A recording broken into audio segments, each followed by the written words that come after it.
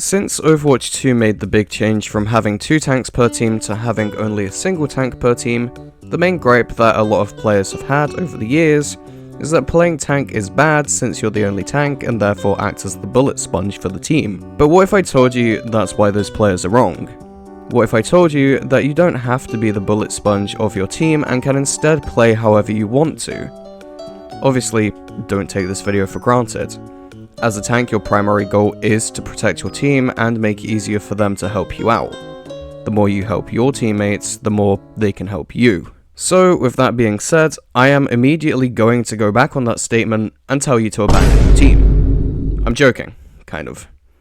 If you decide that you don't want to play as the bullet sponge for your team, you can always play a dive tank and cause havoc in the enemy backline, suppressing heals and making more space for your team to push up into in team fights. Now, playing dive isn't always the best thing to do purely because it can be a bit map dependent. Dive works really well on escort maps like Route 66 and Junktown because there's these giant straights that you can use to your advantage and full aggro push up into with your abilities. Take First Point Junktown for example. Most of the time, the team on defense will set up on the high ground. So to counter this, you can just play someone like Winston or Wrecking Ball and force them to play on the ground or in smaller rooms where your teammates can get a lot more value. Yes, the primary goal of tank is to protect your team and make it easier for them to help you out, but by going on dive and getting kills where they can't, you're making it easier for them to help you out because they won't have to worry about pushing up against a strong backline that may otherwise be untouchable thanks to the enemy tank and DPS. On the contrary, you could play something like Poke Tank to slowly push up against the enemy team and make space for the rest of your team to play in and clear out payloads and points.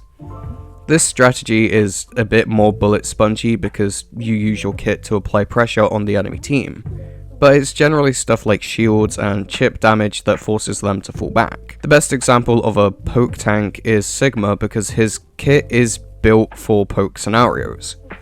You can either use your shield to force an enemy to either A, push up into it / around it, or B, play behind it and have to break it before being able to do damage to you and your teammates.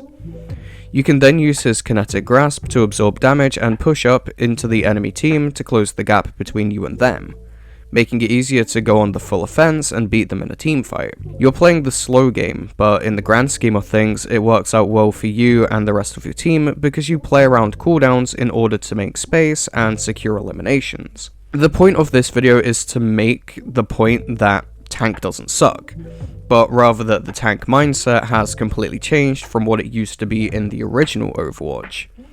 You used to be able to kind of flip-flop between protecting your teammates and going in to secure kills and make space and whatnot, but now it's more you do one or the other and you stick with it.